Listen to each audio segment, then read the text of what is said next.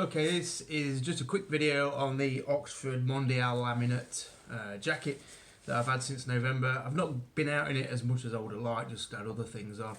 I just want to do a quick update video because a few people have been asking me. I guess the jacket's a bit of a talk of the town at the minute with it being a budget laminate, the first budget laminate, and which is really why I bought it. I don't like the 3-layer system where the outer wets out and then you've got the waterproof liner. I don't like that because it makes the outer jacket heavy and wet before it starts to become effective. So I was intrigued by this. I could never spend £700 on a laminate jacket, so £250. I thought I'll give it a go. So I bought it in November. I bought it in bits, in bit parts a little bit. But yesterday, or day before, I was out on it on the bike for a long ride in heavy rain, coming back from the adventure bike shop in Sudbury, coming home to Worcester. So I had the jacket on. Positives first and foremost. I do like the snug fit of it. People said I should have got a bigger jacket, but this is a large. I'm sort of 12.5 stone, 5'10", so I think a large is kind of coincides with my shape. And also when I tried on an extra large, it was too saggy, too baggy around the midriff, so I stuck with a large. It is a little bit short. I find it a little bit short in the length. My other complaint, I think, is I think I was going to say positives, wasn't it? My other complaint is that it's a bit short in the neck, but it is a nice snug fit. I like that it feels nice, it feels warm, and it is warm. It's proven itself quite a warm jacket during these winter rides. I've just had a thermal liner, a t-shirt and a thin jumper underneath, and it's been alright even in sort of 5-degree temperatures, so I like that it's warm. The negatives, I guess, I was surprised the other day when I was riding in it, when it was raining heavy, the fact that the material wets out. My assumption would be that the water would just bead and roll straight off it, but that wasn't the case. It sort of wetted out just in the way a normal textile jacket would. It didn't seem to, the water didn't come through, so that was good. I guess the downside is that a jacket that wets out is that it does trap the cold or create cold, so when you stop and it's, I don't know, it makes you colder rather than warmer. And also if you were camping at night and you had a sodden jacket in your tent, then it's just not a nice feeling to put on a sodden jacket in the morning.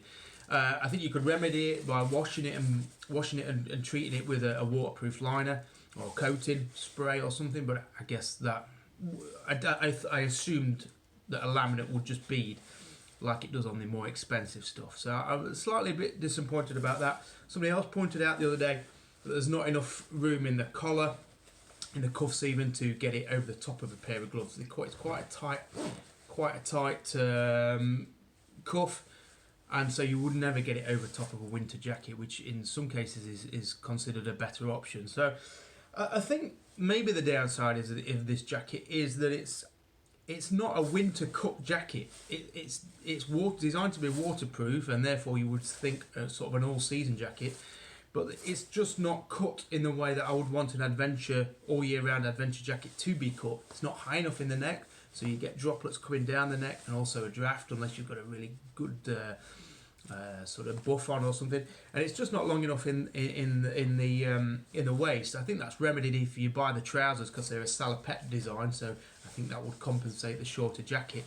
But if you're not wearing the Oxford trousers, then for me it's a little bit short. And if I'm honest, now I've tested it, I would still ride this jacket with another layer over the top, sort of one of the military jackets I wear, £30 ex-army surplus jacket. I just throw that over the top, nice and long in the length and a higher neck. So in a way, the benefits of this jacket being a laminate have been defeated. So in a sense, I'm not as impressed with it as I thought it would. It's a decent jacket. It's a decent jacket for £250, but it's not the silver bullet, amazing performing jacket that maybe we all got excited about. It's perfectly acceptable. It's a decent jacket and it seems to keep the water out. But there are ways that I'd improve it, in the length, or even like a zip-on or a pressed-on hood that you could put on under your helmet to stop the water going down the back. Or as I saw on a Lins, I think it was a Lins Strands the other day, they've got sort of a zip-on chin piece, storm flap that came around here.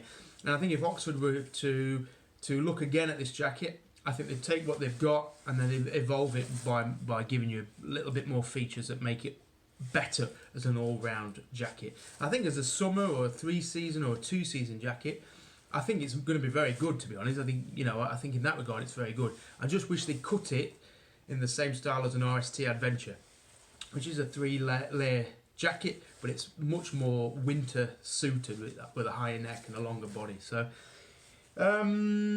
yeah. Also, I think this was a bad colour choice.